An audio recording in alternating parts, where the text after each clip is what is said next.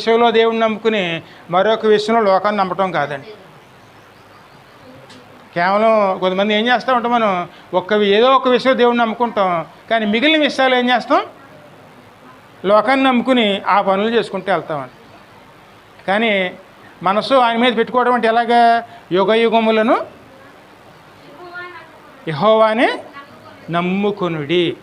శాంతి సమాధానం ఎప్పుడు కూడా ఆయనలోంచి వస్తాయండి. మనం ఎందుకంటే మన మనసు ఎవరి మీద ఉండాలి, దేవుని మీదనే. మనసు పెట్టి దేవుని ఎదికేమనుకోండి, దేవుడు కనపరుచుకుంటాడు. అందుకే మనం దుర్వినియోగం చేసుకో, సమయం దుర్వినియోగం చేసుకున్నాం అనుకోండి, మన ఆయుష్కాలం కొద్ది కాలమే.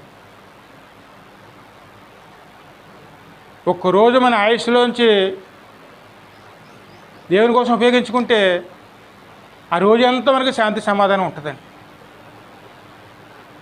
అదే దుర్వినియోగం చేసుకుంటే